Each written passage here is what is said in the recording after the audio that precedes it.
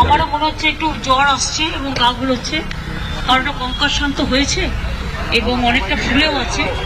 আমি সেই জন্য বেশিক্ষণ টাইম দেব না।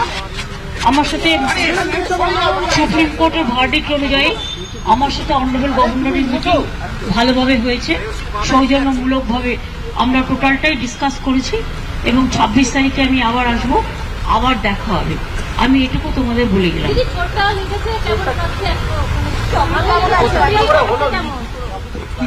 আমি জানি না, একটা কোনো গাড়ি আমরা দেখতে পাইনি, গাড়িটাকে আমরা বেরোচ্ছিলাম, ধরো আমরা একটা গড়ি দিয়ে বেরোচ্ছি তো, আর ওই গাড়িটা প্রায় 200 স্পিডে যাচ্ছিল, যেতে যেতে মানে আমাকে গাড়িটা প্রায় ড্যাশই করে দিত এবং গাড়ি মানে পুরো মরেই যেতাম ওখানে। ওখানে আমার যে ড্রাইভার ছিল পুলিশের, আমার যে ড্রাইভ করছিল সে, কারণ আমাদের তো হেলিকপ্টারে আসার কথা ছিল, আমরা আসেনি ওয়েদারের জন্য, ও সঙ্গে সঙ্গে ব্রেকটা কষে এবং বুদ্ধিমানের কাজ করে ব্রেকটা কেসেছে। ব্রেকটা যখন কষেছে আমার পুরো ড্যাশবোর্ডটা এসে মাথায় লেগেছে, আর তখন একটা কনকাশন হয়েছে এবং কিছুটা রক্তও পড়েছে এবং কিছু ফুলেও আছে।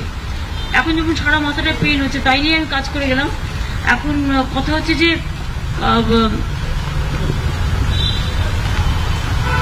গাড়িটা যদি কাজটা খোলা ছিল আমার, কারণ আমি পাবলিক মিট করতে করতে আসি যখন লোক দাঁড়িয়ে থাকে, কাজটা যদি বন্ধ থাকতো তাহলে ওই ড্যাশবোর্ডটা কাজ শুদ্ধ পুরো আমার সারা শরীরে যুক্ত হয়ে যেত এবং গাড়িটা কিন্তু চুরমার হয়ে যেত। ওই ব্রেকটা কেসেছিল বলে কোনো রকম অ্যাক্সিডেন্টের জন্য হয়তো বলতে পারো মানুষের আশীর্বাদেই বেঁচেছি। এখন আমার মাথাটা ভীষণ টনটন করছে, যন্ত্রণাও করছে, আমি ওষুধ খেয়েছি, কিন্তু আমার ভীষণ ঠান্ডা লাগছে এবং গাউন করছে, তাই আমি একটু বাড়ি যাচ্ছি। না না, আমি হসপিটালে এখন যাচ্ছি না। না এগুলো দেখো, অনেকে অনেক সময় মিসইউজও করে কারো কারো গাড়ি বলে। এগুলো তোমরা তো দেখেছো, বিএসএফ এর ড্রেস পরে আমার বাড়ি চলে গেছিল।